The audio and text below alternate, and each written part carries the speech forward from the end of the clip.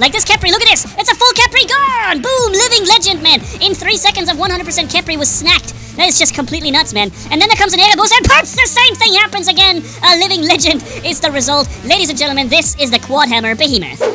What's up, friends of the good mood? This is Manni, and welcome to the Titan Snacker Extreme, the Quad Hammer Behemoth here, with a bomb effect, bypassing resistance. Let me show you how I can lock down an enemy spawn and completely ruin everything that drops, including Titans, okay? With these Behemoths, this is gonna be insane. Yeah, so without further ado, enjoy! And don't forget to like, comment, and subscribe. So, here we are on Moon, ladies and gentlemen. Let me get this Scorpion out of the way that just attacked me a second ago. And then we go into the enemy spawn. As I promised you in the intro, the craziest thing is going to be in match number 3. Ladies and gentlemen, I'm gonna ruin Titans at max range in seconds. So still stay tight for the last match as well, or stay tuned. Also, keep in mind, I'm using the pilot skill for increased shot grouping on the Behemoth, on both of them. So the spread on these Explo shotguns is more narrow, and we can hit better even at long range. It may not look like much when we're fighting against a tanky Revenant, but let me tell you later, when these Titans start to drop in, especially in match number 3 where I fight long distance, I can hit them perfectly at long range as if they were standing right in front of me because of that pilot skill. And look how fast also here the Revenant drops after his shield goes down at 200 more meters. Look, pop, pop, pop, pop, and he was gone. Right? I mean, this is a huge difference. You need that pilot skill if you want to make it work, especially on the Behemoth, where one pilot skill works for all 4 weapons, you know?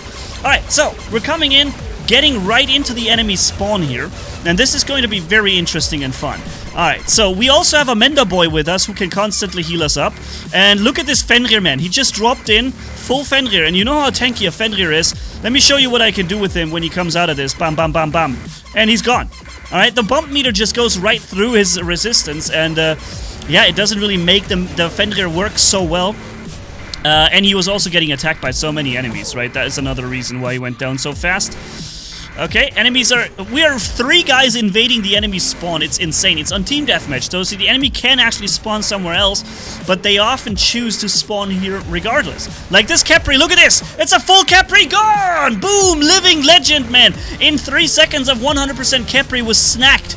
That is just completely nuts, man. And then there comes an Erebus and perps! The same thing happens again! A living legend is the result. Ladies and gentlemen, this is the Quad Hammer Behemoth. Okay, so enemy Titans are spawning in. Let's wait out their reflector and then you can see what we do to enemy Titans. 3, 2, 1. His reflector is gone. Bam, bam, bam, bam, bam, bam, bam, bam, bam. And that is a Titan Slayer. Holy smokes. Again, in match number 3, I do the same thing, but I do it at max range. And it's going to work very well because the pilot skill that I've said in the beginning. Oh my lordy, dude. This is an insane beast of a setup. We can spawn raid so successfully here. They don't even dare to spawn in on this location anymore. Look, they're just like, no, thanks, but nah. You can have it. Have our spawn. You can have it. Firing at super far range at this this guy right there with his what's it called, Hawk, and even he dies. He even dies at that range because pilot skill makes such a difference. That is a Fafnir with a very long energy shield coming up. Going to be a little bit annoying here to drop him, but we get him. Then after this regular energy shield, he gets the pop-up shield from the drone. It's very annoying, but eventually he goes down pretty quickly, and that is it for the end of this, I guess, for this match. Yeah, let's see how much we've done in this short time. That was 4 minutes altogether. It took me a minute just to walk here, so we had 3 minutes of combat, basically. Let's see how much damage we did. 4.6 million damage, 10 kills, and the Mender boy healing us was really helpful. Alright, so now we're on Springfield. Look at this Kepri right here. Just after his first pop-up shield, I unloaded the whole rest of my clip, and he basically got completely ruined. He was down at literally 1 HP there, and then he got basically healed back up because double Kepri boosting. Very successful and important or powerful strategy. But still, it's, yeah. But here's a new thing, I didn't know that. And when you are slowed down by the gravity amplifier, even your turn speed is reduced so much you can be outplayed. People can stay behind you and you won't be able to fire back at them if you're caught in this thing. How he was able to have this battleship support after 1 minute of battle start is beyond me. According to Pixonic, this shouldn't even be possible. You should have 2 or 3 battleships throughout the entire match. This is at least how it was introduced, but we know how things turned out in the end. So different from what they were introduced. And now you can land your battleship 10 times in one match, sometimes more. So yeah, so much for the 2 or 3 times tops. Great that this turned out this way. So let me unload the full clip on the Fenrir. Again here, we're bypassing the resistance with every bump meter that triggers. And we had it 2 times, I think, over the course of this clip. Lots of damage. I'm slowed again, so someone really has these gravity amplifier things running very well there. I have a battleship ready, the Orion battleship. I'm waiting for the enemy Harpy to land right there.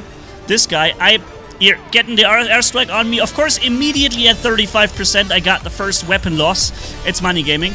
But I've dropped the enemy Harpy down to low HP with the airstrike. And now I'm focusing on this guy at max range.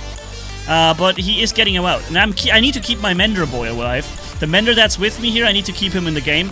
And that's what I'm trying to do here. Pop, pop, pop, pop, pop, pop, pop, pop. Maximum damage output against that Kepri here. He switches on to me here, but it doesn't matter, man. I have resistance and I have the Mender with me to defend me. Also, we're getting a massive shield from an... what's the battleship called? The Knight... Something with Knight? Knight... thing, whatever. The super powerful support ship, and it gave us more than 450,000 shield energy there. Probably got multiple shields on top of each other. And after unloading his entire clip there, the Kepri only dropped us by 50% of our shield. Pretty crazy. Now, if it would be cool if I still had all 4 weapons, but we have to make do with 3. There was a an Erebus right there behind the wall. I'm slowed down again by the thing, but here comes the Erebus back out, dropping him insanely fast. He gets a pop-up shield, and then I wait out the pop-up shield and unload the rest of the 2-3 shots I had to finish him immediately. Bap! Another kill.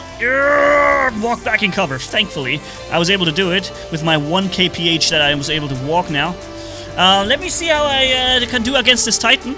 I have my own pop-up shield for a moment. Bop, bop, bop, bop, bop, bop, bop, bop, bop, bop. Look! And together with the Orion battleship, this guy went down immediately. I sent the Orion on top as well. I waited out his stealth flight, he landed Orion on him, and then unload the whole Behemoth, and that is it for him immediately. So that was the first Behemoth we had. We're gonna get killed here now. This was a pre-recording, by the way. That's why my hands are free. I'm actually recorded this gameplay without commentary, and now I'm adding commentary over it. Now we're attacking with the second Behemoth, but the match is pretty much over already, so we were able to basically walk into their enemy base and just hold it with these massive Behemoth firepower things. Boom, boom, boom, boom, boom. Look how fast he goes down, man. That was a full Kepri, by the way, right? I'm just saying, that was a full Kepri. Alright, so now welcome to match number 3. The one that I've told you is going to be very insane when it comes to long-range Titan killing with these hammers. So let's walk in first with the first Behemoth, shoot down this Skyros ball to last stand, very nice. And then let's see if we can get this beacon here. This is going to be the goal for the moment.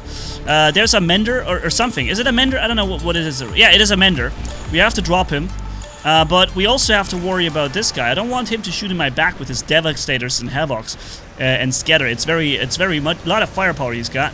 So let's first drop him, and then see if we can drop the Mender next or whatever. No, the Mender walks somewhere else. Oh, actually, wait. I see it's Aegir. It's press account from Aegir here. Greetings, Aegir. How are you doing, my friend? I just realized that was with him. Alright, so next guys are coming in. We have 2 guys on us. One of them is a powerful brawler tank Fenrir. The other is the Skyros ball. Yeah, it turns out to be rather difficult to stay alive here. Especially since I'm triggering all these overlapping stupid shields, and I can constantly just not deal damage to anyone.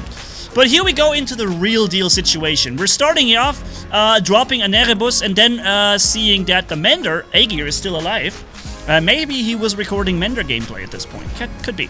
Anyways, let's keep going. Pop, dealing some damage. And now, because I don't want to focus on my buddy here, I rather go for the Titan. And you see how much I was able to drop him. He didn't use his reflector because he thought it wasn't necessary, but clearly you can tell it was necessary because I unloaded my clip and he lost 75% of his Titan firepower, Titan HP immediately. Then ruined him immediately after, right? Completely unloaded after he spent his reflector. And we're down with 130,000 HP. Look how fast the Heimdall goes.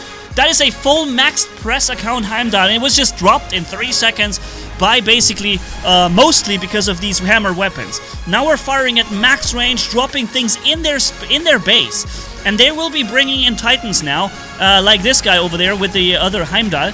Let me just show you how much at this range. Look, there goes the shield. Unloading one salvo on him, and he's pretty much destroyed. He's basically gone after one salvo at what, 300 meters range? There's another Titan Heimdall, again, almost gone after one single salvo. Ladies and gentlemen, these hammers are absolutely out of control. When you have the pilot skill, you can hammer away at the enemy at max range, and you can really kill Titans without big effort on the Behemoth. The firepower is there you need, and you have the bypassing of resistance as well. So it's just nuts. It's really crazy. I'm probably getting killed here now. We've done a lot though. I don't think we have to be sad about this loss from the Behemoth eventually. Dropping into, or jumping into the remaining last thing here for the match, the Gargantua Mugomets. It is just difficult to deal damage to anyone when they all have pop-up shields blocking firepower.